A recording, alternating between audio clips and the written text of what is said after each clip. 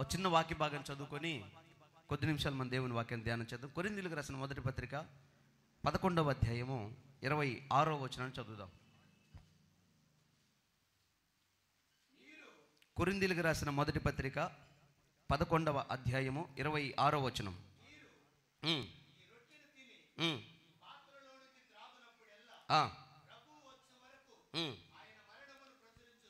ప్రభు వచ్చు వరకు ఆయన మరణమును ప్రకటన చేస్తారు. చాలు. ప్రభు వచ్చు వరకు ఆయన రొట్టె ఆయన రక్తము త్రాగుతారు, తింటారు అని దైవజనుడైన పౌలు గారు రాసినటువంటి మాట. ఒకసారి మీ తలలు పైకెత్తండి. చాలా విషయాలు లోతుకెళ్ళి మీతో ధ్యానం చేయాలని ఆశపడినప్పటికీ మీలో కొందరు నా దృష్టిలో ఉన్నారు కనుక కొంచెం విశదీకరించి వివరంగా చెప్పడానికి ప్రయత్నం చేస్తా.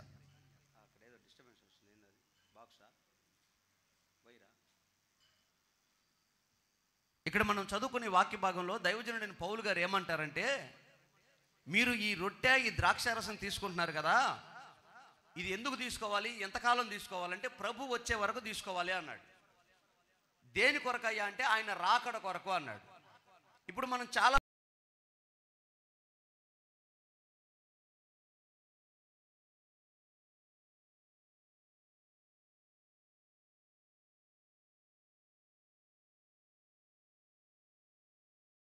ఉన్నటువంటి ఆ శక్తి మనం పొందుకొని దేవుడు వచ్చినప్పుడు ఆయన ఎదుట నిలబడడానికి శక్తి కావాలి. అందుకని యేసు రక్తము యేసు శరీరాన్ని మనం తీసుకుంటాం. చాలాసార్లు మన ప్రభు అయిన యేసయ్య చెప్తారు, మీరు శక్తి గలవారగునట్లు, మనుష్య కుమారుని ఎదుట నిలబడుటకు శక్తి గలవారగునట్లు అంటారు.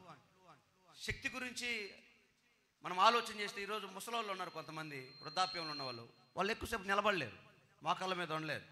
నేను శనివారం ప్రార్థన చేస్తుంటే కొంచెం వయసులో పైబడ్డ వాళ్ళందరూ మోకాళ్ళ మీద ఉన్నారు. మంచి యవనస్తులు మొత్తం పాము కదా తలకాయ మీద కొడితే సతకలు పడిపోద్ది చూడు, మెలికలు తిరిగి ఆ రకంగా దొల్లుతున్నారు యవనస్తులు. నాకు ఆశ్చర్యం అనిపించింది. మోకాళ్ళు వేస్తే 4-5 గంటలు తెగకూడదు యేసు రక్త విజయం. అలాంటి శక్తితో నిలబడాలి. ఇప్పుడు కాకపోతే ఇంకెప్పుడు నిలబడతాం? అసలు సగం వయసు వాళ్ళు కసిగా నిలబడుతుంటే మనమే నిలబడలేకపోవడం అనుకోవాలి, దాన్ని పరిగణలోకి తీసుకోవాలి. అలాంటి శక్తి ఎక్కడి నుంచి వస్తుంది? ఇప్పుడు ప్రభు ఎదురు నిలబడాలంటే యవనస్తులు అయితే శక్తితో ఉంటారు, నిలబడతారు.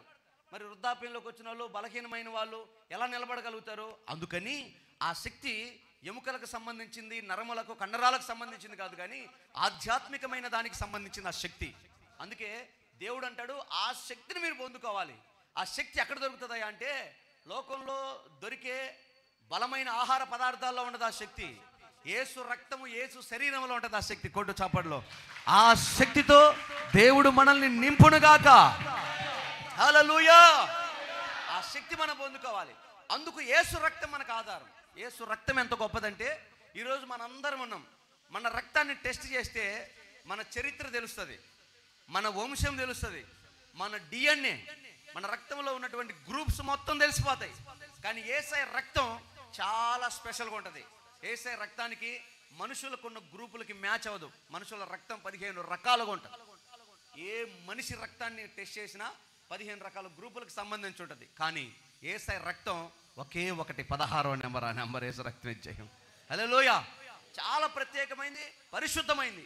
ఆ పరిశుద్ధమైన రక్తాన్ని మన కొరకు చిందించాడు యేసయ్య. ఇప్పుడు ఆయన అంటాడు, ఈ రక్తము చేత మనల్ని మనం పరిశుద్ధపరుచుకొని, ఈ రక్తంలో మనల్ని మనం కడుగుకొని, ఆ పరిశుద్ధుని ఎదుట మనం నిలబడుటకు శక్తి గలవారమగునట్లు ఆయన రాకడ పర్యంతం ఆయన రక్త మాంసాలు మనం భుజించుదుముగాక. ఈరోజు చాలామంది రక్తంలో ఎలా స్వస్థత కలుగుతుంది, రక్తంలో ఎలా శక్తి వస్తుంది, రక్తం అసలు ఏం చేయగలదు, ఏంటి రక్తం స్పెషాలిటీ అర్థం కాకుండానే తీసుకుంటున్నారు. ఆ శక్తి తెలియకుండా, యేసు రక్తం యొక్క శక్తి తెలియకుండా, అర్థం కాకుండా యేసు శరీరం అని రొట్టె, యేసు రక్తం అని ద్రాక్షారసాన్ని తీసుకొని తిని వెళ్ళిపోతున్నారు. కానీ ఆ శక్తి నీకు అర్థం అవ్వాలి. అపోస్తల కార్యముల గ్రంథం 2వ అధ్యాయం 20వ అధ్యాయం 28వ వచనంలో దైవజనుడైన పౌలు సంఘానికి లేఖ రాస్తూ ఆ రక్తం యొక్క గొప్పతనాన్ని గురించి మాట్లాడతాడు. చూడండి, దేవుడు తన స్వరక్తమిచ్చి సంపాదించిన తన సంఘము. చాలండి, ఎవరిదా రక్తం? మరలా చదవండి. దేవుడు తన స్వరక్తం ఇచ్చి సంపాదించిన తన సంఘం. ఎవరిదా రక్తం? అర్థమైందండి? అక్కడ ఏం రాసిందో అదే చెప్పాలి మీరు నాకు. మరలా ఒకసారి గట్టి చదువు. అందరేనండి, హలో ఇటువైపు చూడండి, అందరేనండి. దేవుడు చాలు, సంఘాన్ని సంపాదించడానికి రక్తం ఇచ్చింది ఎవరు? గట్టిగా చెప్పండి, దేవుడు. ఈరోజు యేసు ప్రభు దేవుడిని ఎక్కడైనా చెప్పాడా? ఎక్కడ రాసిందని అడుగుతున్నాడు తిక్కలోడు. ఇక్కడ రాయబడిన మాట ఏంటి? రక్తం ఇచ్చింది ఎవరు? దేవుడు. దేవుడు రక్తం ఇచ్చి సంపాదించిన సంఘం మనం. మనుషుల రక్తం కాదు, కోళ్ళ రక్తం కాదు, పొట్టేల రక్తం కాదు. అక్కడ తీసుకెళ్ళి వధించి రక్తాన్ని చిందించి పాపం పోయింది, పాప పరిహారార్థమైంది అనుకోవడానికి మనం ఏ రక్తాన్ని తీసుకుంటున్నామంటే మేకలది, పొట్టేలది, కోళ్ళది, మనుషులది కాదు.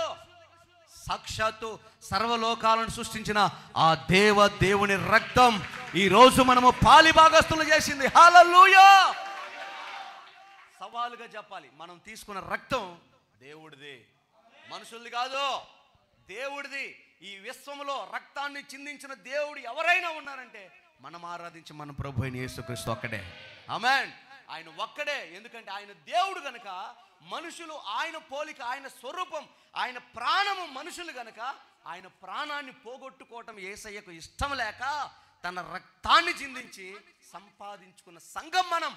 అయితే మనం ప్రభు ఎదురు నిలబడాలని, మధ్యలో మన జీవితాన్ని ఊరక నరకానికి పోగొట్టుకోకూడదని ఆ దేవాతి దేవుడే మన కొరకు రక్తాన్ని చిందించాడు. అందుకని భూమి మీద ఉన్న ప్రతి మానవాళి పాప క్షమాపణ ఖచ్చితంగా పొందాల్సిందే. ఆ పాప క్షమాపణ కొరకు తీర్థయాత్రలకి, పుణ్య స్నానాలకి, పుష్కర స్నానాలకి, తపస్సులకి, యజ్ఞాలకి, దానాలకి, ధర్మాలకి, ఇంకొక దానికి ఇస్తే ఆ పాప పరిహారార్థం జరగదు. మరి ఎలా జరుగుతుంది? దేవుడు చిందించిన తన రక్తములో కడుక్కోవాలి పాపం. ఆ దేవుడు చిందించిన ఆ రక్తమే యేసయ్య రక్తం, పరిశుద్ధ రక్తం, పవిత్రమైన రక్తం. ఎవడో స్నానం చేయాలనుకుని మురికాల దగ్గరికి వెళ్ళి ఆ నీళ్ళు పోసుకుంటాడా? అవి కూడా నీళ్ళేగా. పోసుకుంటే ఏమైద్ది? ఇంకొంత చండాలం అయింది. దీన్ని బట్టి మీకు అర్థం కావాలి. పరిశుద్ధత కావాలనుకున్నాడు, పరలోకం కావాలనుకున్నాడు, ఇంకో చోటికి వెళ్ళడో. ఒక అమ్మాయి వెళ్ళి, ఒరే పనికి మాలనోడా, నన్ను పెళ్లి చేసుకుని ఎవడితోనే దేంతోనో అక్రమ సంబంధం పెట్టుకున్నారా, చొక్కా పట్టుకొని బయటకు తీసుకొచ్చింది అనుకో, పెద్ద మనుషులు వస్తారు. పెద్ద మనుషులు వచ్చి అమ్మాయికి న్యాయం చెప్పాలా. ఏందరా పనికి మాలనోడా, ఏం పనిరా నువ్వు చేసేదని చెప్పాలా. ఆడికి ఇద్దరు ఉన్నారనుకో, వాడు చదువుతాడా? అసలు ధైర్యం చేస్తాడా? దమ్ముంటుందా? చెప్పిన ఆడేమంటాడు? అది మ్యాటర్. అది ఇప్పుడు మీకు అర్థం అవ్వాలి. అయ్యా నన్ను రక్షించయ్యా అని, పరిశుద్ధత ఇవ్వయ్యా, నా పాపాన్ని కడుగయ్యా అని నువ్వు ఎవరి దగ్గరికి వెళ్ళాలి? పరిశుద్ధుడి దగ్గరికి వెళ్ళాలి, దేవుడి దగ్గరికి వెళ్ళాలి. ఆ దేవుడు మన ప్రభు అయిన యేసుక్రీస్తు. చాలా మందికి అసలు మనం పాపం ఎక్కడ చేసాం రా, మనం ఎందుకు పాపులం రా అనుకుంటున్నాడు. మనం పాపులం రా. భూమి మీద పుట్టిన ప్రతి మనిషి పాపి, పాపంలో పుట్టాడు, పాపంలో పెరుగుతున్నాడు. ఆ పాపానికి ప్రాయశ్చిత్తం చేసుకోవాలంటే వాడికి అసలు పాపం అంటే కూడా అర్థమై సావట్లా. పాపం అంటే ఏమనుకుంటున్నారు మీరు? ఎఫెసీయులకు రాసిన పత్రిక 2వ అధ్యాయం 1వ వచనంలోనే యేసయ్య పాపాన్ని గురించిన వివరం ఇస్తాడు. అసలు పాపం అంటే ఏమిటంటే, మనము మన అపరాధముల చేత, చదువు, మీ అపరాధముల చేతను పాపముల చేతను మీరు చచ్చిన వారై ఉండగా ఆయన మిమ్ములను క్రీస్తుతో కూడా బ్రతికించను. చప్పట్లు కొట్టు గట్టిగా. దేవునికి మహిమ కలుగునుగాక. మన అపరాధముల చేత, మన పాపముల చేత మనం చచ్చిపోయిన వారం. ఒకరోజు ఆదాము దగ్గర మొదలైంది. ఆదాము దగ్గర ఉన్న ప్లేస్ ఏంటంటే అత్యంత పవిత్రమైంది. అక్కడ కల్ముషం లేదు, క్రూరత్వం లేదు, కోపం లేదు. ఏదైనా తోటలో సింహము మేకపిల్ల కలిసి బతికాయి. పిచ్చుక త్రాసుపాము కలిసి సహవాసం చేసాయి. కోపం లేదు, పగలేదు, విరుచుకుపడే స్వభావం లేదు ఏదైనా తోటలో.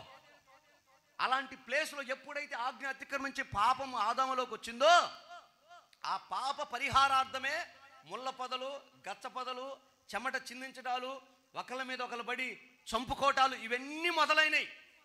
ఆ పాపానికి ప్రాయశ్చిత్తం అనేది ఒకటి ఉంది. ఆ ప్రాయశ్చిత్తం కోసం మన పితరుడైన ఆదాము దేవుణ్ణి అడగల. అయ్యా నేను తప్పు చేశాను, నేను పాపం చేశాను, నన్ను క్షమించన్న మాట ఆదాము నోట రావట్లా. ఈరోజు కూడా ఆదాము సంతానం చాలామంది ఉన్నారు. అడగరు దేవుణ్ణి, మోకరించరు, మోకలేరు, దండం పెట్టలేరు, చెయ్యెత్తి తల దించలేరు, దేవుణ్ణి అడగలేరు, నేను అపరాధినయ్యా అని చెప్పలేరు. శాస్త్రుల సంతానం, సర్ప సంతానం, గర్వంతో నిండిపోయిన మనుషుల భావజాలాలు చాలా మందికి ఉన్నాయి. ఏమన్నా అతిశయించడానికి ఏముందిరా నీలో? ఏమీ ఉండదు మళ్ళా. కానీ ఈ అతిశయ గర్వం మరలా ఈ తరంలోకి వచ్చింది. కారణం, ఏదేనులో మోసం చేసిన సాతాను గాడు మరలా ప్రవేశించాడు సంఘాల్లో. ఆ అపరాధము, ఆ పాపం వల్లనే మనుషులు చచ్చిపోయిన వారై ఉంటే, మన ప్రభు అయిన యేసుక్రీస్తు మన దేవుడు మనుషులందరి పాప క్షమాపణ కొరకు తను తాను తగ్గించుకొని దిగివచ్చి తన పరిశుద్ధ రక్తాన్ని చిందించి మనకు ప్రాయశ్చిత్తం చేశాడు పాపానికి. హల్లెలూయా. ఇప్పుడు ఎవరైతే ఆ పాపములో కడగబడతారో, ఆ పరిశుద్ధ రక్తంలో కడగబడతారో, వారి పాపాలకు ప్రాయశ్చిత్తం చేసుకున్నారు. వారు పరిశుద్ధులు, శక్తి గలవారు. వారు దేవుని ఎదుట నిలబడతారు, దేవుని రాజ్యంలో సంచరిస్తారు, యుగ యుగాలు బతుకుతారు. ఇంకా రోగం లేని, వెలుగుచ్చుటకు సూర్యుడు లేని, ఆకలి దప్పులు లేని, అన్యాయం లేని, అక్రమం లేని, బాధ తెలియని దేశం అది, రాజ్యం అది, పట్టణం అది. అలాంటి చోటికి మనల్ని దేవుడు ప్రమోట్ చేయబోతున్నాడు. దేవునికి స్తోత్రం. హల్లెలూయా. అక్కడికి వెళ్ళాలి అంటే నిత్యము యేసు రక్తము, యేసు శరీరములు నువ్వు చేయి వెయ్యాల్సిందే. సింపుల్గా నేను సిద్ధపాటు లేదని బయటికి పోయావనుకో, ఆడ కూడా బయటే ఉంటావు. లోపలికి వస్తున్నావేంద్రా, లోపలికి వస్తున్నావేంది? ప్రభువా నేనయ్యా పలానా విశ్వాసిని, భక్తురాల్ని, భక్తుణ్ణి, నన్ను కాకపోతే ఇంకెవరు వస్తారయ్యా? సిద్ధపాటు ఉందా అంటాడు. సిద్ధపాటు ఉందయ్యా అన్నావు అనుకో, ఏ ఆదివారం అయితే ప్రభు బల్లలో చేయి వేయకుండా నువ్వు బయటికి వెళ్ళావో సిద్ధపాటు లేదని, ఆ ఆదివారం నీకు డిస్ప్లే అవుతుంది. సిద్ధపాటు లేదన్నయ్య, వచ్చే నెల తీసుకుంటా, వచ్చే నెల రాపోని బయట పెడతాడు. అదేమో ఒక్క యుగము ఒక దినం అంట. ఇప్పుడు వచ్చే నెలకు ఎన్ని యుగాలు అయిపోవాలా? ఎట్టకట్లే తల్లి, ఎన్ని యుగాలకి? అప్పుడు దాకా నువ్వు ఎక్కడ ఉంటావు? ఇంకా పో, సిద్ధపాటు చేసుకున్నా పో. అందుకని దైవజనులు యేసయ్య గారు ఏ కారణం చేతనైనా ప్రభు బల్లారాధనకు నేను దూరము కాలేను అని పాట కూడా పాడి. బల్లారాధన ఈజీగా పోగొట్టుకోకూడదు, చాలా ప్రాముఖ్యమైనది, విలువైనది. వెంటబడింది యేసయ్య నాకు రొట్టె పెట్టయ్యా అని. ఏ కుక్క పో, నేను పెట్టను, నీ కుక్క పిల్లని అనుకో, పెట్టు. ఎంత గోజాడిందో చూడు యేసయ్యని రొట్టె కోసం. నువ్వు నీకు ఈజీగా నేను సింపుల్గా పెడుతున్నానని చెప్పి ఈజీగా బయటికి వెళ్ళిపోతావా రొట్టె తినకుండా, ద్రాక్షరసం తాకుండా? అందుకే నిన్ను శక్తితో నింపగలిగిన ఆ రక్తం, ఆ పరిశుద్ధమైన రక్తాన్ని వదిలిపెట్టి నిర్లక్ష్యంగా పోగొట్టుకొని నువ్వు బయటికి పోవడానికి వీల్లేదు. అందుకు ఆయన దైవజనుడు పౌలు అంటాడు, ఇంత గొప్ప రక్షణ, ఇంత గొప్ప రక్షణ ఎలా దాటిపోతావు? ఎలా దాటిపోతావు? ఇంత గొప్ప రక్షణ దాటిపోయి నువ్వు ఎలా తప్పించుకుంటావు? ఎంతలో మాట. ఇంత గొప్ప రక్షణ ఎలా పోగొట్టుకుంటావు? ఒకవేళ పోయి నువ్వు దేవుని దగ్గర ఎలా తప్పించుకుంటావు? ఎలా తలెత్తుకొని నిలబడగలుగుతావు అని చెప్పాడు. అందుకని భక్తి విషయంలో రాజీ లేదు, నిశ్చయముగా భక్తిలో కొనసాగుదుముగాక. ఇంత గొప్ప పరిశుద్ధ రక్తాన్ని ఆదాము దగ్గర నుంచి మనకు అనుగ్రహిస్తానే ఉన్నాడు. ఆ రోజు ఒక పొట్టేలు బలి అయిపోయింది. ఆ బలి చేసిన ఆ చర్మపు చొక్కానే ఆదాముకి ఇచ్చాడు. ఆదాము పోగొట్టుకున్న మహిమ వస్త్రం మరలా సంపాదించుకున్నాడు. ఆ తర్వాత నోవాహు దగ్గర ఒకటి, అబ్రహాం దగ్గర ఒకటి, ఇజ్రాయేలీల బలిపీఠం దగ్గర ఒకటి, ధర్మశాస్త్రం దగ్గర ఒకటి. అలా ప్రతిసారి దేవుడు మనుషులతో నిబంధన చేసిన ప్రతిసారి ఆయన ఏదో ఒక కోణంలో బలి అవుతానే ఉన్నాడు. కానీ చివరాఖరికి ప్రాయశ్చిత్తం పరిపూర్ణం చేయడానికి అల్టిమేట్గా తనకు తానే బలి పశువై మన కొరకు దిగి వచ్చి బలి అయిపోయాడు. హల్లెలూయా. ఇప్పుడు పరిపూర్ణమైన రక్షణ అనుభవం మనకు వచ్చింది. ఆ మాట గురించి దైవజనుడు నేను పౌలు గారు చెప్తాడు. ఒక్క మాట చదవండి. హెబ్రీయులకు రాసిన పత్రిక 9వ అధ్యాయం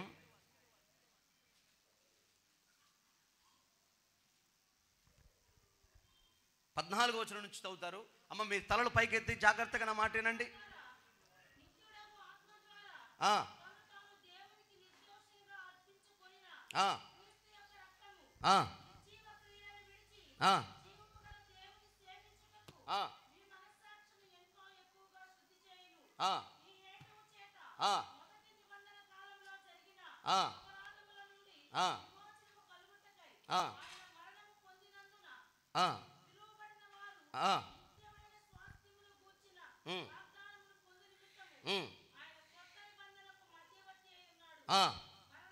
మరణ శాసనం ఎక్కడ ఉండునో అక్కడ మరణ శాసనము రాసిన వాని మరణము అవసరము. చాలు. మరణ శాసనము ఎక్కడ ఉండునో అక్కడ ఆ మరణ శాసనాన్ని రాసిన వాని మరణము అవసరము. మా కొంచెం సంస్కృతంలో ఉంటుంది కానీ జాగ్రత్తగా అర్థం చేసుకోండి. ఎంత వివరంగా చెప్తున్నాడు చూడు. నిత్యుడగు ఆత్మ ద్వారా తన్ను తాను నిర్దోషునిగా అర్పించుకొనిన క్రీస్తు యొక్క రక్తం, యేసయ్య రక్తం మనుషుల రక్తం కాదు. సైంటిస్ట్ ఆయన రక్తాన్ని పరీక్షించారు. సవాలుగా, హిస్టారికల్గా, సైంటిఫిక్గా చెప్తున్న మాట. యేసు ప్రభు యొక్క మందిర నిర్మాణం కొరకు, 3వ దేవాలయం కొరకు ఇజ్రాయేల్ దేశంలో ఉన్న శాస్త్రవేత్తలు ఆ దాచిపెట్టిన కొండలు, బూడిద కొండలు, గంటెలు, ఆ బలిపీఠము, మందసం వెతుకుతున్నప్పుడు ఒక సైంటిస్ట్కి ఒక మందసం దొరికింది. ఎక్కడ దొరికిన ఆ మందసం? యేసు ప్రభు యొక్క గొల్గోతా కొండ మీద సిలువ వేసిన ఆ క్రింద ఒక గృహలో ఆయన మందసం దొరికింది. ఆ మందసం దొరికినప్పుడు ఆ మందసం మీదంట రక్తపు చుక్కలు ఉన్నాయంట. ఏమున్నాయి? రక్తపు చుక్కలు. ఈయన వెంటనే, ఈ సైంటిస్ట్ వెంటనే ఈ రక్తపు చుక్కలు, ఆ సిలువ మరణం పొందిన స్థలము, ఈ రెండు దగ్గరగా ఉండటం వల్ల వెంటనే ఆ రక్తపు చుక్కల్ని, ఆ ఎండిపోయిన చెక్కులు, వాటిని జాగ్రత్తగా తీసుకెళ్ళి ల్యాబ్లో ఇచ్చాడు. ల్యాబ్లో ఇచ్చి టెస్ట్ చేయమంటే వాళ్ళు చూసి ఒక నవ్వి, నీకేమో పిచ్చా, ఇది ఎండిపోయింది, రక్తం యొక్క గుణం 5 నిమిషాలే కదా, తర్వాత దాని వాల్యూస్ ఏం పనిచేయవు కదా, రక్తం చచ్చిపోద్ది కదా, ఇది పనికిరాదు కదా అంటే, లేదు దీన్ని మీరు టెస్ట్ చేయండి, ఖచ్చితంగా ముందు పరీక్షించండి అంటే, అప్పుడు వాళ్ళు ఆ ఎండిపోయిన ఆ రక్తపు చెక్కులు తీసుకొని వేడి నీళ్లు కొనేసి ఆ నీళ్ళలో వేసి కొంచెం నానిపోయిన తర్వాత దాన్ని మైక్రోస్కోప్లో చూస్తే ఆ రక్తంలో ఇంకా జీవం ఉందంట. చప్పలు కొడగడిగా. ఎన్నటెన్నటికి నిర్జీవము కాని రక్తం, జీవము గల రక్తం మన ప్రభు అయిన యేసుక్రీస్తు రక్తం.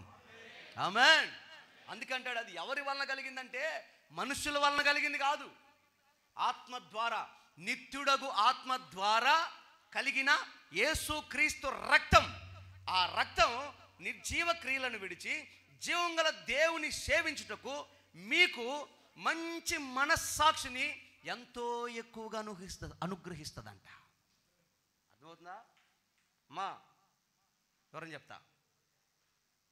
నేను ఇంతకుముందు ఆ డిపార్ట్మెంట్లో ఉన్నప్పుడు, ఏ డిపార్ట్మెంట్? ప్రభువుని నమ్ముకోకముందు, దేవుని నమ్ముకోకముందు ఒక డిపార్ట్మెంట్లో ఉన్నప్పుడు, నేను నా కన్నులతో చూసిన నా రక్త సంబంధులు, నా బంధువులు కొందరు 40 రోజులు నిష్ట కలిగి, దీక్ష కలిగి పూనుకుంటారు.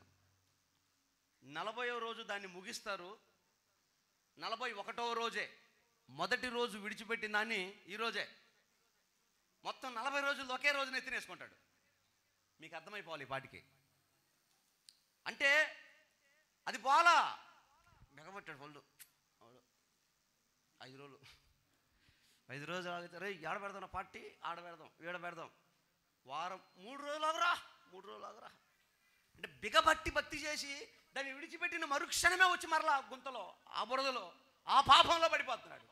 కానీ ఇక్కడ యేసయ్య ఏమంటాడంటే, నిత్యుడకు ఆత్మ ద్వారా నీకిచ్చే ఆ రక్తం నిర్జీవ క్రియలను విడిచి జీవంగల దేవుని సేవించుటకు మనస్సాక్షిని ఎక్కువగా శుద్ధి చేస్తుంట. ఇక మరలా నిర్జీవ క్రియల వైపు వెళ్ళవు.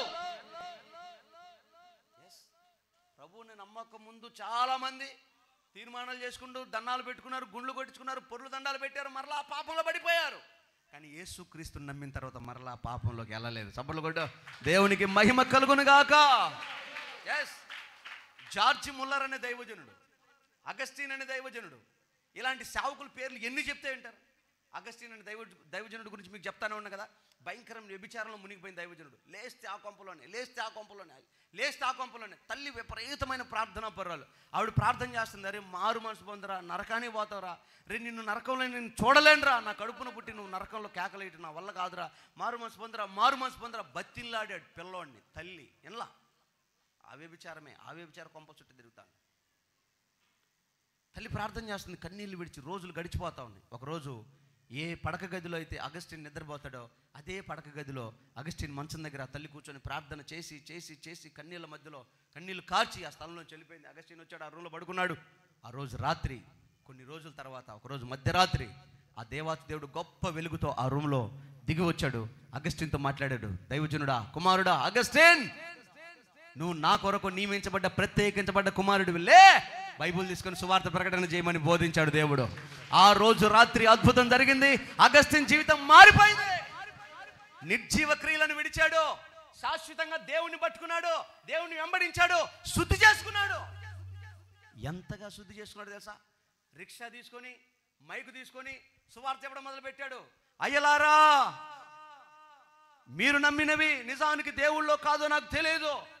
నేను ప్రకటిస్తున్న యేసు నిజమైన లోక రక్షకుడు అని ప్రకటన చేస్తా ఉంటే, ఏ కొంపలో వ్యభిచారం చేశాడు ఆ కొంపలోకి పోయింది రిక్షా. ఆ పైనుంచి అమ్మాయి పిలుస్తుంది, అగస్టిను, ఏంది కొత్త వేషం వేశావు, రా అని పిలుస్తుంది. ఈయన మైకి తీసుకుని అంటాడు, సోదరి, నీతో ఉన్న అగస్టిన్ రాత్రి చచ్చిపోయాడు, ఈ రోజు నూతనంగా జన్మించి శుద్ధీకరించబడిన అగస్టిన్ లేచాడు. శాశ్వత కాల శుద్ధీకరణ మన సాక్షిని కూడా శుద్ధి చేస్తుంది. ఇక రాదు, ఆ మనసు రాదు, పూర్తిగా డైవర్ట్ అయిపోతున్నాం. ఇంకా మీలో కొంతమందికి మనస్సాక్షి శుద్ధీకరణ జరిగితే మరలా మీరు ఎన్నిసార్లు తీర్మానం చేసి అదే సీరియల్ చూస్తారు, ఎన్నిసార్లు తీర్మానం చేసి అదే బూతులు మాట్లాడతారు, ఎన్నిసార్లు తీర్మానం చేసి దేవుడికి సాక్షిగా ఉండాలి, నమ్మకంగా ఉండాలి, పవిత్రమైన మాటలు మాట్లాడాలని ఎన్నిసార్లు తీర్మానం చేసుకున్న మరలా అదే పాత రోత జీవితంలోకి ఎందుకు వెళ్తారు? వెళ్ళకూడదు, కానీ వెళ్తున్నారు. ఎందుకు వెళ్తున్నారు? నిర్జీవమైన శాశ్వతమైన శుద్ధీకరణ నీకు జరగల. ఈరోజు చాలా మందికి జరగట్లేదు.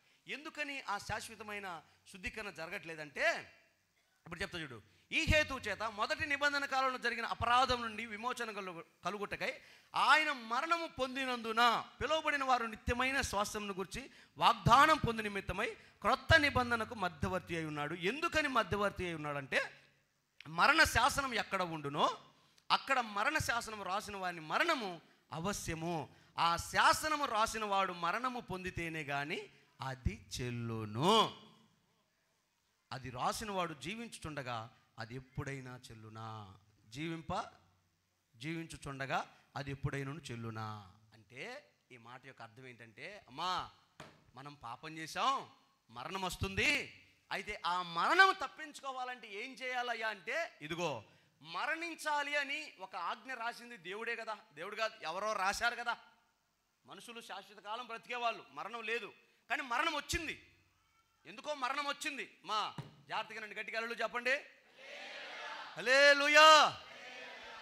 మనుషులు చనిపోవాలని, మరణం రావాలని మరణ శాసనం రాసిన వాడు ఒకడున్నాడు.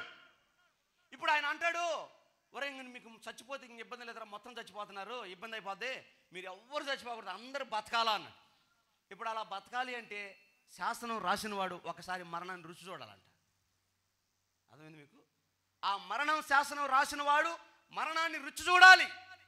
అప్పుడు మరణ శాసనం కొట్టివేయబడుతుంది. రుచి చూసినంత మాత్రాన కాదు, రుచి చూసిన వాడు మరల బ్రతకాలి. అప్పుడు మనలో ఆ మార్గంలో, ఆ రక్తంలో ఎవరైతే కడగబడతారో, ఎవరైతే నడుస్తారో, వాళ్ళు చనిపోయినా యేసుక్రీస్తులాగా మరలా బ్రతికి శాశ్వత కాలం ఉంటారు. దేవునికి స్తోత్రం. ఈ మరణ శాసనాన్ని కొట్టివేయాలని చాలామంది ప్రయత్నం చేశారు.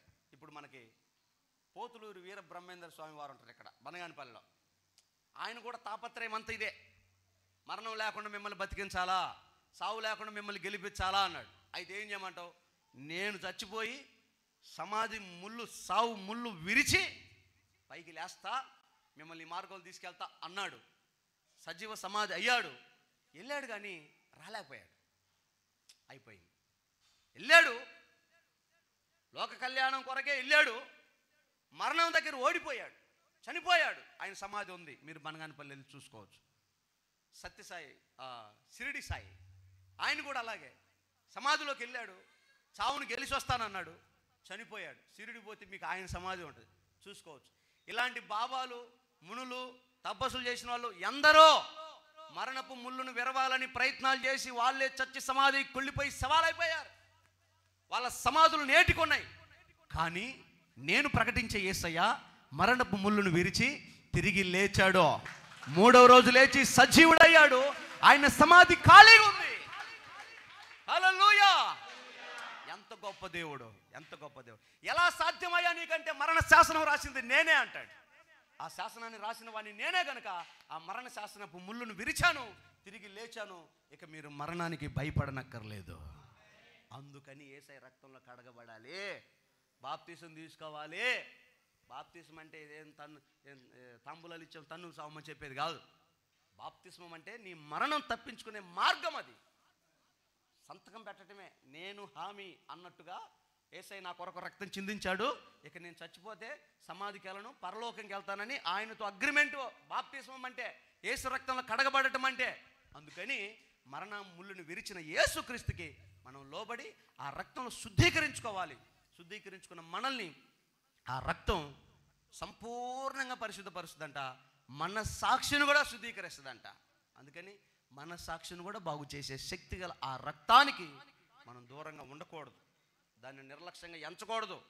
చాలామంది ప్రభు వాళ్ళు కదా, ఏంగా వచ్చే నెల ఒక్క నెల అంటే ఏమనుకున్నా, ఒక్క సండేనే నేను పోగొట్టవద్దు అని చెప్తుంటే ఒక నెల స్కిప్ చేస్తావే. ఇంకా కుదిరితే అన్నయ్య సాయంత్రం మాత్రం రొట్టె పెడతా, ఎందుకు పెట్టనా, కొట్లో దొరుకుతుంది, ఒక కేజీ తెచ్చుకొని తినరాదు అడు కూర్చొని. నియమం నియమం నియమం ప్రకారం పోరాడాలి, నియమం ప్రకారం తినాలి, నియమం ప్రకారం త్రాగాలి, నియమం ప్రకారం పాల్గొనాలి. నీకు నచ్చినప్పుడు, నీ ఇష్టం వచ్చినప్పుడు, నీకు కుదిరినప్పుడు కాదు. నిన్ను శాంతింప చేయడానికి వేస్తుంటా కొద్దిగా. ఎందుకంటే నువ్వు మళ్ళీ చచ్చిపోతా అని నెలంతా రొట్టె తినలేదు దాచారు, అందుకే నాకు ఇక్కల నొప్పులు వస్తుంది, వాత వస్తుంది, ఈ నొప్పులు వస్తుంది, ఆ నొప్పులు వస్తుంది. నువ్వు కంగారు పడి, కలవరపడి, బలహీనపడి, లేనిపోయిన సైతాన్గా నేను ఆవరిస్తాడని నేను కొంచెం నేను ధైర్యపరచడానికి చేస్తుంటా. కానీ నియమం అనేది ఒకటి ఉంటుంది. ఆ నియమంలో ఉండాలి, ఐక్యతలో ఉండాలి. ఈ కృప మన కలుగును గాక. అలాగా యేసయ్య పరిశుద్ధమైన రక్తాన్ని తీసుకొని మన కొరకు చిందించాడు. అందుకే ఆ పైన కూడా రాస్తాడు చూడు, నేను చదువుతాను, మీరు వినండి. అయితే క్రీస్తు రాబోవుచున్న మేలుల విషయమై ప్రధాన యాజకుడిగా వచ్చి తానే నిత్యమైన విమోచన సంపాదించి హస్తకృతము కానిది అనగా ఈ సృష్టి సంబంధము కానిది మరి ఘనమైనది పరిపూర్ణమైన గుడారము ద్వారా మేకల యొక్కయు కోడెల యొక్కయు రక్తముతో కాక తన స్వరక్తముతో ఒక్కసారే పరిశుద్ధ స్థలములో ప్రవేశించెను. ఏలయనగా ఆవుల యొక్కయు మేకల యొక్కయు ఎడ్ల యొక్కయు రక్తమునైనను మైలపడిన వారి మీద ఆవు దూడ బూడిద చల్లుటయు శరీర శుద్ధి కలుగునట్లు వారిని పరిశుద్ధపరిచిన ఎడల నిత్యుడుగు ఆత్మ ద్వారా తన్ను తాను దేవునికి నిర్దోషినిగా. అంటే దాని అర్థం ఏంటంటే, ఇదిగో మనుషులు కట్టుకున్న ప్రత్యక్షపు గుడారము, మనుషులు కోసి బలిపీఠం మీద పెట్టి వధించిన బూడిద, మనుషులు చిందించిన ఆ రక్తము, వీటి ద్వారా మీకు పరిపూర్ణమైన పరిశుద్ధత రాదు. కానీ దేవుడే వచ్చి తన రక్తాన్ని చిందిస్తే మీకు స్వస్థత కలుగుతుంది. గట్టిగలలు చెప్పండి. ఇప్పుడు పాత నిబంధనలో ఎవరైనా తప్పు చేశారనుకో, పొరపాటు చేస్తారు కదా, బలిపీఠం దగ్గరికి వచ్చి ఒక ఆవు దూడను తీసుకొచ్చి, అయ్యా నేను పలానా తప్పు చేశాను, నా పాపానికి ప్రాయశ్చిత్తం చేయయ్యా అని ఆ ఆవుని యాజకుడికి ఇస్తే, యాజకుడు ఆవు మీద ఒక చెయ్యి, యాజకుడి మీద ఒక చెయ్యి పెడతాడు. ఈ యాజకుడు ఈ పాప మీద చేయి పెట్టాడు కదా, వీడిలో ఉన్న పాపమంతా యాజకుల్లోకి వచ్చి యాజకుడు దూడ మీద చేయి పెడతాడు కదా, దూడ మీదకి పోద్ది. అందుకని ఆ దూడను వధించి బలిపీఠం మీద చంపేస్తారు. ఇప్పుడు మరణం ఎవరి మీదకి వచ్చింది? వాస్తవానికి ఎవరు చచ్చిపోవాలి? ఇంకా మీకు అదరిట్టారా, మీకు ఎవరు సినిమా చూపుతారా, లేవరా అడుగు లేవు, జాన్సన్ రారా మరి లే దా తొందర, తెల్ల చొక్క వెళ్ళదు రారా తొందరగా,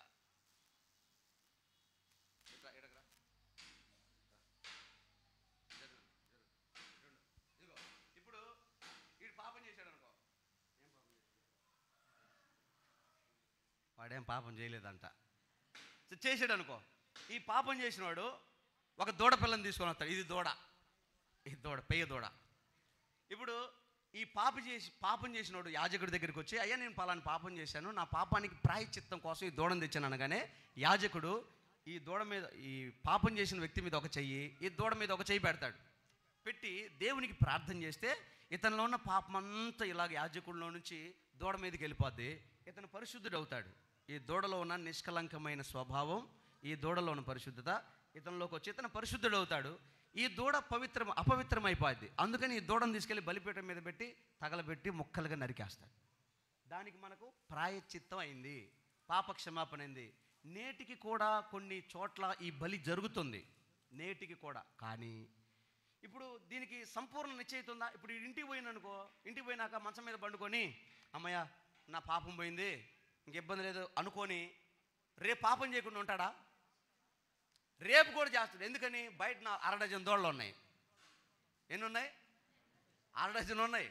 పాపం చేయటం, దూడనేయటం, పాపం చేయటం, దూడ. ఇంకో ఫెసిలిటీ కూడా ఉంది. ఒకవేళ నేను దూడనిచ్చే రేంజ్ నాకు లేదనుకో, గువ్వనైనా గువ్వ పిల్లనైనా తీసుకురావచ్చు, లేకపోతే ఒక పొట్టేలు పిల్లని తీసుకురావచ్చు. అందుకని పాపానికి నిష్కృతి లేదు. కూర్చున్నాను. పాపానికి ప్రాయశ్చిత్తం పరిపూర్ణం లేదు. పాపం చేయటం, బలర్పించటం అలా కాకుండా శాశ్వత కాలమైన నిబంధన చేయాలని, పరిపూర్ణమైన పరిశుద్ధ రక్తం చిందించాలని ఆ దేవాతి దేవుడే ఆ నిబంధనలన్నీ ప్రక్కన పెట్టి కొత్త నిబంధన తీసుకొచ్చి ఒకేసారి అర్పణ అయిపోయాడంట. దేవునికి స్తోత్రం, హల్లెలూయా. ఒకేసారి అర్పణ అయిపోయాడు. ఇక మరల పొద్దుగూకులు పాపం గేపం లేదు. నువ్వు ఒక్కసారి పాపం నొప్పుకొని ప్రాయశ్చిత్తమే దేవుడితో వచ్చి నిబంధన చేసావా, ఇక చచ్చిపోయే వరకు ఆ నిబంధన ఉండటమే. అలా ఉండకపోతే ఆ రోజైతే ప్రత్యక్ష గుడారం బయటకు తీసుకొచ్చి రాళ్లతో కొట్టి చంపేస్తారు. ఈరోజు కూడా అలాగే చంపుతారు, అలాగే చస్తారు. అయినా మనం ఎందుకు బతుకుతున్నాం తెలుసా? హలో, నీ తిరుగుబాటుకి, నీ బుద్ధిహీనతకి, నీ అవిధేయతకి, వాక్యంలో చెప్పినట్టు నీ అపరాధములకి ఈ పాటికి మనం చనిపోవాలి.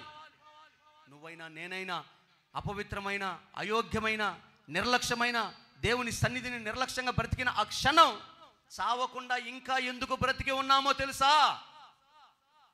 యేసయ్యా ఆయన పరిశుద్ధ రక్తాన్ని చిందించాడు కదా, ఆయన రక్తం అంట, గట్టిగా అల్లులు చెప్పండి, యేసయ్య రక్తం అంట ఒక పాత్రలో తీసుకొని పరలోకంలో ఉన్నాడంట. దేవుడు సింహాసనం మీద ఆసీనుడై ఉండగా ఆయన లెక్క చూస్తున్నాడు.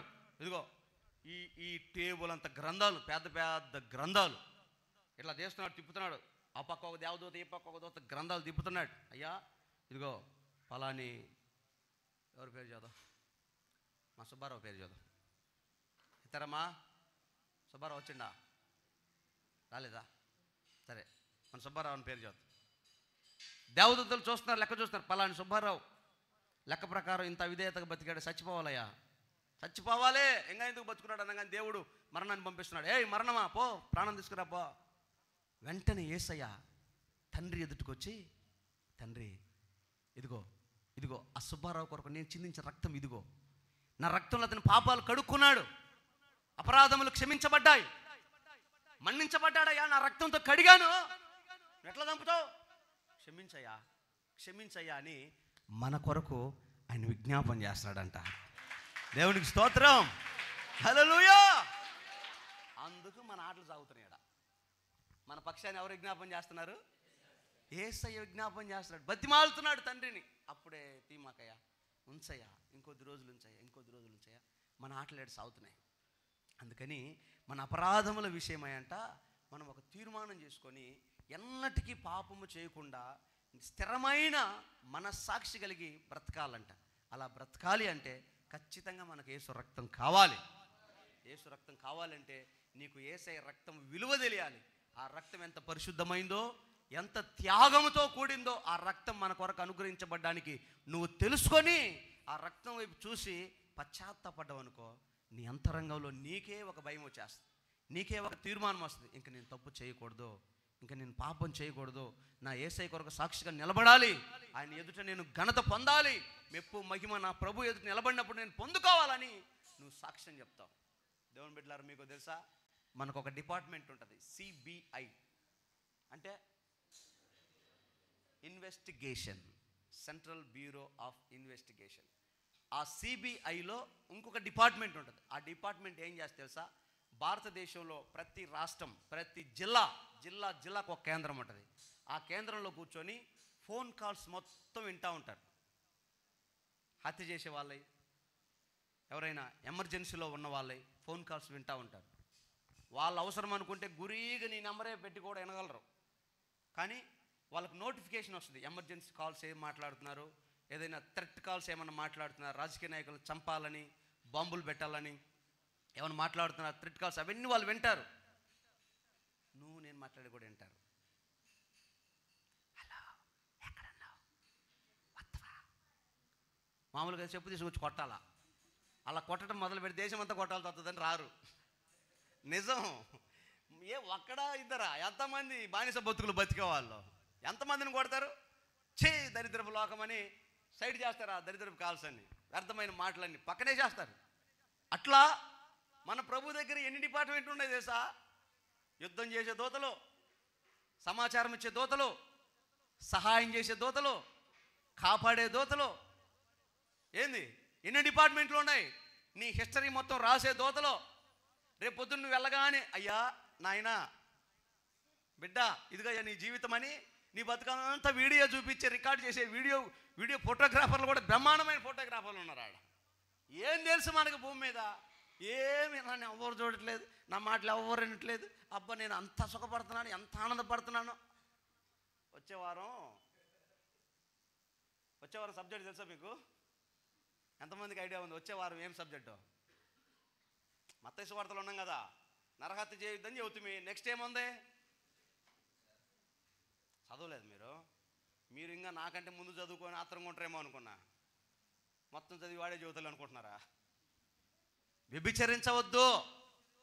నెక్స్ట్ సండే సబ్జెక్టు వ్యభిచరించవద్దు. చాలా బోల్డ్గా ఉంటుంది మెసేజ్. బోల్డ్ అంటే మొత్తం చెప్తా. నీకు అర్థమైంది కదా? గట్టిగా వెళ్ళు చెప్పండి. ఏమన్నా కానీ చెప్పాలని తీర్మానం చేసుకుని నేను కూడా చదువుతా. ఎవరు మిస్ కామాకండి, భలే ఉంటుంది. వచ్చే వారం మిస్ కామాకండి. సమాచారం మొత్తం దాచిపెట్టి పెడతారు.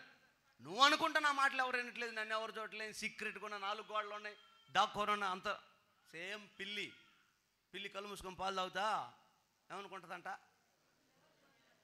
అది చూడట్లేదు ఎవరిని. కళ్ళు మూసుకొని గోడ పక్కకు తిరిగితే నీకు ఎవరు కనపడతారు? నాకెవరు కనపడరు, నేను అందరికి కనపడతా. మనం అనుకుంటాం తప్పు చేసేటప్పుడు, పాపం చేసేటప్పుడు నన్ను ఎవరు చూడట్లేదులే.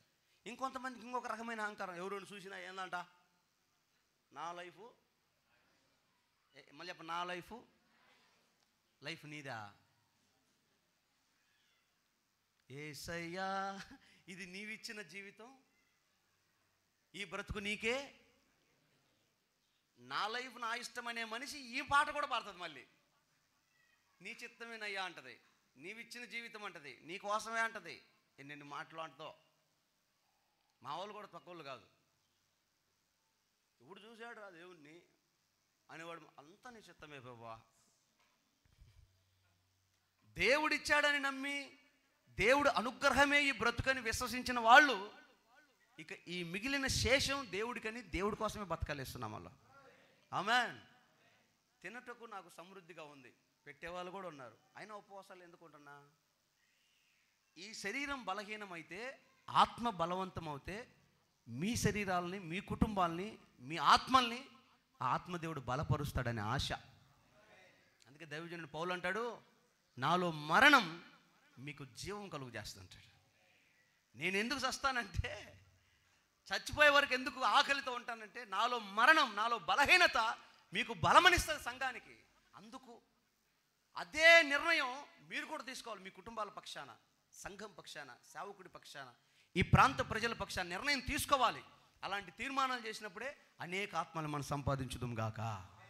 సంపాదిస్తాం. అందుకే ఈ జీవితం మంది కాదు, యేసయ్య విలువ పెట్టి కొన్నాడో. కనుక ఈ జీవితంలో అడుగు వేసే ప్రతి అడుగు దేవుని కొరకు వేయాలి, దేవుని కొరకు తీర్మానం చేసుకోవాలి, దేవుని కొరకు బ్రతకాలి. అలాంటి నిర్ణయం తీసుకున్న మన కొరకు ప్రభు ఓ మంచి బహుమానంతో ఎదురు చూస్తాడంట. దేవునికి స్తోత్రం కలుగును గాక. ఆమేన్. అందుకే నేటికి మనం సజీవంగా ఉండడానికి కారణం యేసయ్య రక్తం. ఆయన రక్తం తండ్రి ఎదుటికెళ్ళి విజ్ఞాపన చేస్తున్నాడు, అయ్యా రక్తంలో కడగబడ్డాడు, క్షమించండి. ఇంకొక సంవత్సరం ఆయుష్కాలమే, ఇంకొక నెల ఆయుష్కాలమే, కొంచెం ఆరోగ్యమే, ఇంకొంచెం ఆధ్యాత్మిక జీవితాన్ని ఇవ్వండి, బలపడుతుంది అని దేవుడు మన పక్షాన్ని విజ్ఞాపన చేస్తున్నాడు. కనుక మనం బ్రతుకుతున్నాం. అందుకే కొంచెమైన భక్తి కూడబెట్టుకోండి, భక్తిని సంపాదించుకోండి. ఆ భక్తి నిన్ను బ్రతికిస్తుంది, నీ పిల్లలకు ఆధారం అవుతుంది భక్తి. నువ్వు ఏమి ఇచ్చినా పోగొట్టుకుంటారు, భక్తినిచ్చి చూడు సంపాదించుకుంటానే ఉంటారు. దేవునికి స్తోత్రం. అందుకే ఎఫెసీయులకు రాసిన పత్రిక 1వ అధ్యాయం 7వ వచనంలో దైవజనుడు పౌలు గారు సంఘంతో మాట్లాడుతూ యేసయ్య రక్తాన్ని గురించి ఒక మంచి మాట చెప్తాడు. దేవుని కృపా మహదైశ్వర్యమును బట్టి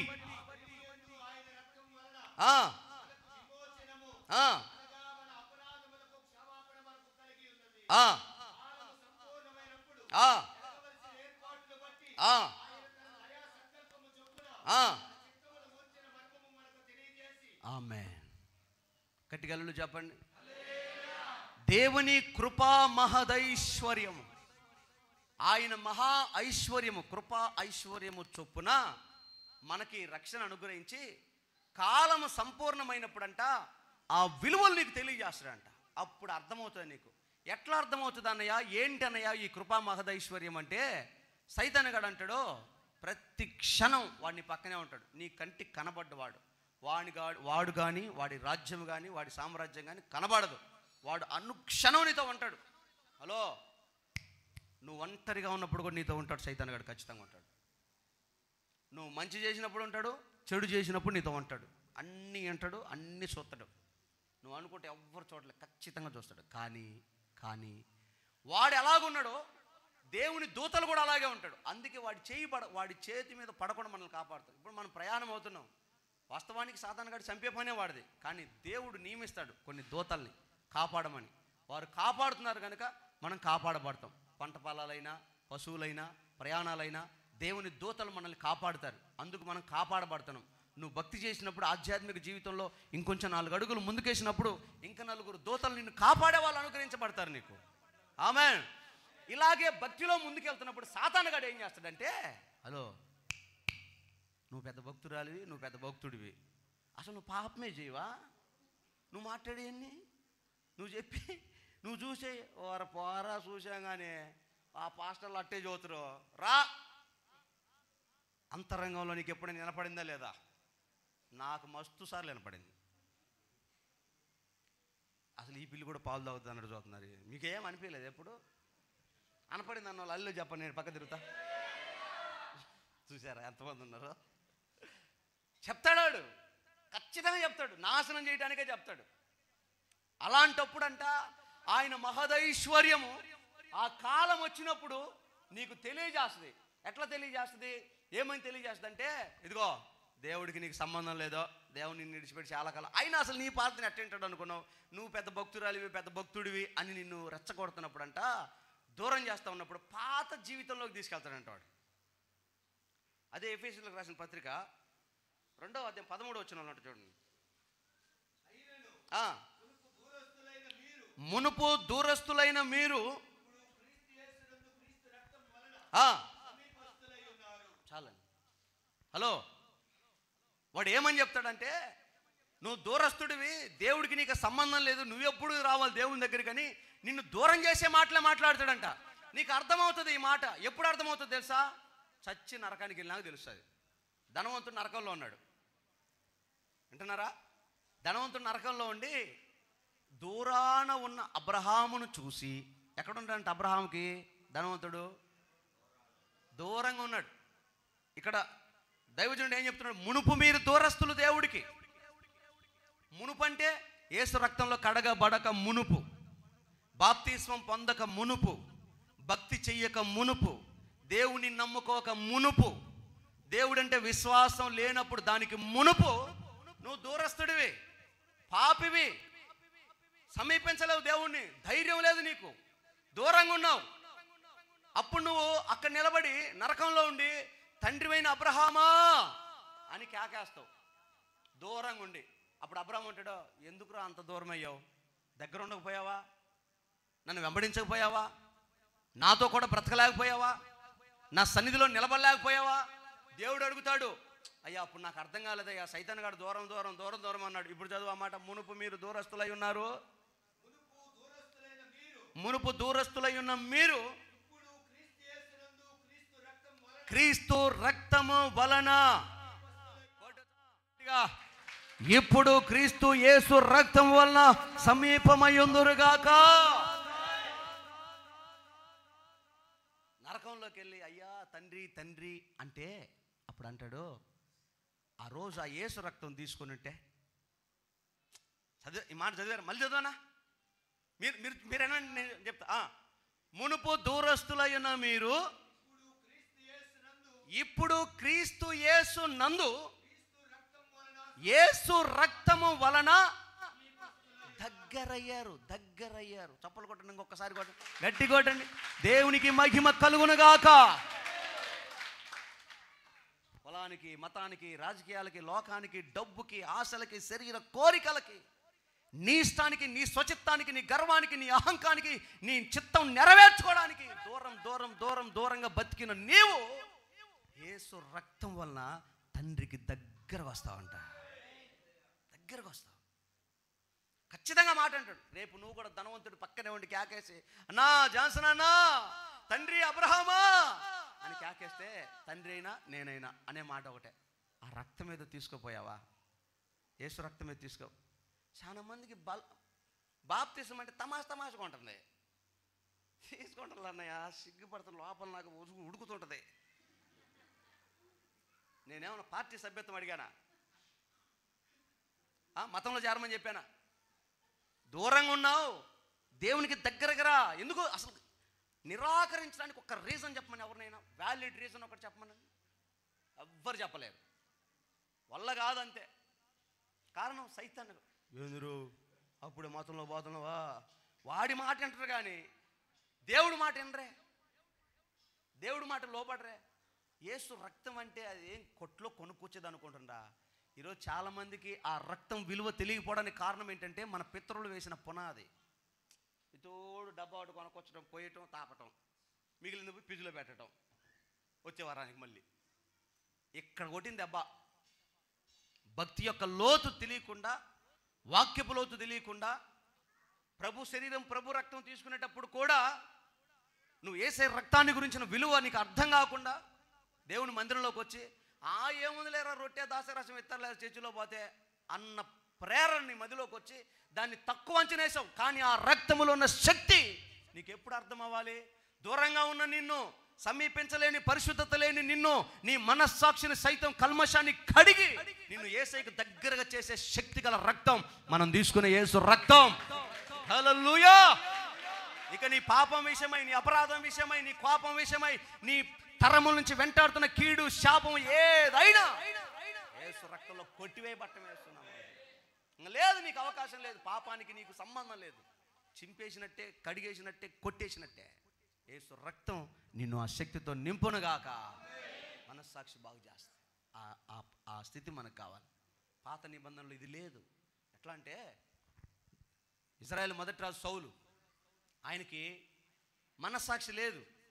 రాజ్యమంతా కష్టాల్లో ఉంటే దావీదు వచ్చి రక్షించి కాపాడి రాజ్యాన్ని నిలబెడితే, పిల్లనిచ్చి పెళ్లి చేసి అల్లుని నెత్తినెక్కించుకోవాల్సిన వాడు యాడ దొరికితే ఆడ ఈట తీసుకొని ఇసిరే పనిలోనే ఉన్నాడు. ఏంద్రయ్యా నువ్వు చేసే పని అంటే, నిన్ను చూస్తుంటే నాకు కోపం వస్తుంది అంటున్నాడు. నువ్వు నాకు నచ్చట్లేదు అంటున్నాడు. మరణాన్ని కోరుకున్న నరహత్యకు ప్రేరేపించబడుతున్నాడు. ధర్మశాస్త్రం ఏమైందో? ధర్మశాస్త్రాన్ని రూల్ చేయాల్సిన సౌలు రాజే ధర్మశాస్త్రాన్ని మర్చిపోయాడు, నరహత్యకు పూనుకుంటున్నాడు. కారణం ఏమైందంటే మనస్సాక్షి చచ్చిపోయింది సౌలుకి. చివరికి కర్ణ పిచాచముల దగ్గరికి వెళ్ళి చచ్చాడు సౌలు.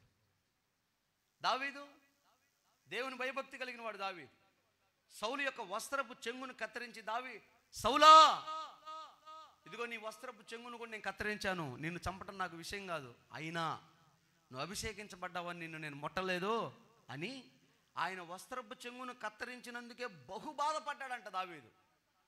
బహు బాధపడ్డాడంట. అంత బాధపడ్డాడు. మర్యాద మట్సంగా ఉన్నాడా?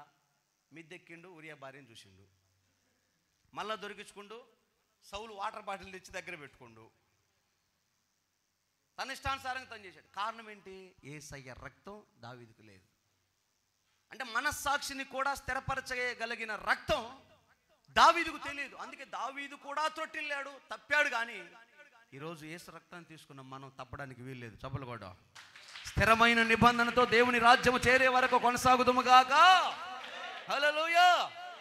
ఇంత గొప్ప యేసు రక్తం, దాన్ని పోగొట్టుకోకుండా ఆయన రక్తంలో పాలిభాగస్తులై యేసు రక్తాన్ని తీసుకొని ఆయన రాజ్యానికి, ఆ పరిశుద్ధుల పట్టణానికి మనం సమీపించి వెళుదుముగాక. మీరు ఇంటికి వెళ్ళిన తర్వాత చదువుకోండి. లేవియకాండం 16వ అధ్యాయంలో 7వ వచనం నుంచి ఒక మాట ఉంటుంది. 2 మేక పిల్లలు తీసుకొని యాజకుడి దగ్గరికి రావాలి. యాజకుడు 2 మేకపిల్లల్ని ఎదురెదురుగా నిలబెట్టి చీటీ రాస్తాడు. ఇది యెహోవా మేకపిల్ల, ఇది యెహోవాకు అవసరం లేని మేకపిల్ల. రెండింటిని పెట్టి 2 చీటీలు రాసి 2 చీటీలు నలిపి ఒక చీటి దాని మీద, ఒక చీటి దీని మీద వేసి ఒక చీటి తీస్తాడు. ఆ చీటి దేని మీద పడితే అది యెహోవాకి. ఇప్పుడు ఏ చీటి అయితే ఏ మేకపిల్ల మీద వచ్చిందో ఆ మేకపిల్లను తీసుకెళ్ళి వధించి దాని రక్తాన్ని చిందించి బలిపీఠం మీద బూడిద చేయాలి. ఏ మేకపిల్ల మీద అయితే యెహోవాకి ఇష్టం లేదని వచ్చిందో ఆ మేకపిల్లను బయట వదిలేయాలి. అంటే దాని అర్థం ఏంటంటే 2 దేవుని మందిరంలోకి వచ్చాయి, ఆలయంలోకి. పాపం వలన, అపరాధం వలన వచ్చిన శాపం ఒకదాని మీద పడితే ఇంకొకటి విడిపించబడింది. అర్థమవుతుందా?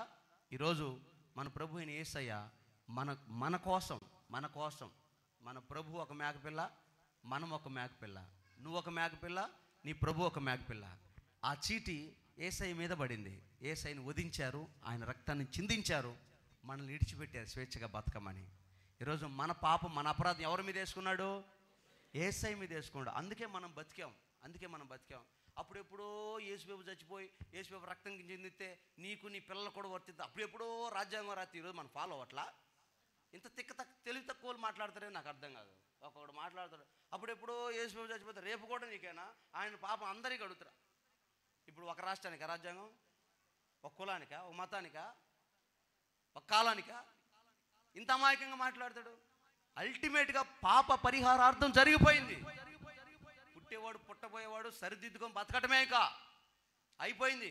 రాబోతున్నాడు కనుక ఒక తీర్మానం చేసుకొని దేవుని కొరకు సాక్షిగా బ్రతికి, ఆదాము మనసాక్షి పాడు చేసుకొని దూరమైనట్టుగా, దావీదు పాత నిబంధన భక్తులు దూరమైనట్లుగా మనం కాకుండా, మనము మన అపరాధములను బట్టి దేవుని రక్తంలో కడుక్కొని మోకరించి పశ్చాత్తాపడి అప్పగించుకోవాలి దేవునికి. అయ్యా, ఇంత విలువైన నీ రక్తాన్ని నేను నిర్లక్ష్యంగా చేస్తే నన్ను క్షమించండి, నీ రక్తంతో నన్ను కడగండి. మన సాక్షిని బాగు చేసే రక్తం కదా ప్రభా, నీ రక్తాన్ని ప్రోక్షించండి అని నీ కన్నీళ్ళలో, నీ విజ్ఞాపనలో, ప్రార్థనలో దేవుణ్ణి అడిగి సరిదిద్దుకొని నూతన పరుచుకోవాలి.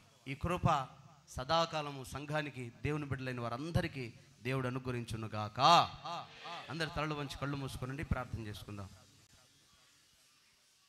ఒక క్షణం అందరూ అలాగే తలలు వంచి కళ్ళు మూసుకొని ఒక చిన్న ప్రార్థన చేసుకుందాం.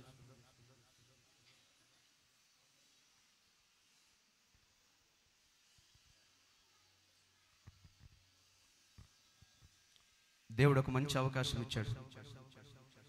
పరిశుద్ధుడైన యేసయ్య రక్తంలో కడగబడి మన అపరాధముల కొరకు క్షమాపణ దొరికించుకొని దేవునితో సమాధానపడే మంచి అనుబంధం యేసయ్య రక్తం మనకు అనుగ్రహించాడు. అది దేవుని రక్తం. ఈ రక్తం మనుషుల్ని పరిశుద్ధపరుస్తుంది. మనుషుల రక్తము కాదది. ఆదాము మొదలుకొని నేటి వరకు మనుషుల అపరాధములను, మనుషుల పాపములను కడిగి నరకాన్ని తప్పించి పరలోక పట్టణాన్ని సమీపించేటట్లుగా చేస్తున్న రక్తం. ఇదిగో, మునుపు మీరు దూరస్తులు, కానీ ఇప్పుడు యేసయ్య రక్తాన్ని బట్టి ఆయనకు సమీపంగా మారారు. ఓ తీర్మానం చేసుకో. సమస్తం నూతనం చేయబడింది. ఒకవేళ సాతాను నీ ప్రక్కన నిలిచి నిన్ను ప్రేరేపించవచ్చు, నువ్వు పాపివి అని. దేవుని బిడ్డ, యేసు రక్తంలో పాలు పొందిన నీ జీవితం ఒక్క క్షణం నీ పాత రోత జీవితాన్ని కొట్టివేసి కడిగేసి నిన్ను పరిశుద్ధుడిగా ఎంచటకు శక్తి కలిగింది. ఆ రక్తాన్ని నువ్వు నిర్లక్ష్యం చేయొద్దు. తీర్మానం చేసుకొని ప్రార్థన చేసుకో. ఆయన కృపా మహదైశ్వర్యం నీతో ఇంతవరకు మాట్లాడుతూ వచ్చింది. తీర్మానం చేసుకుందాం. ఆశ కలిగిన వారందరూ, ప్రభువా, మరలా నన్ను నీకు సమీపంగా నడిపించుకుని మీ రక్తముతో శుద్ధీకరించండి అయ్యా. పరిశుద్ధాత్ముడా, ఆ పరిశుద్ధ రక్తాన్ని నా మీద ప్రోక్షించండి. నా అంతరంగాన్ని కడగండి.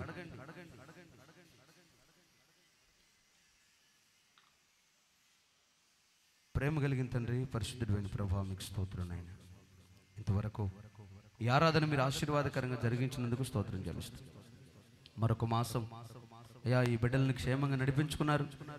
నీ పునరుద్ధరణ ఆరాధనలు చేర్చుకున్నారు.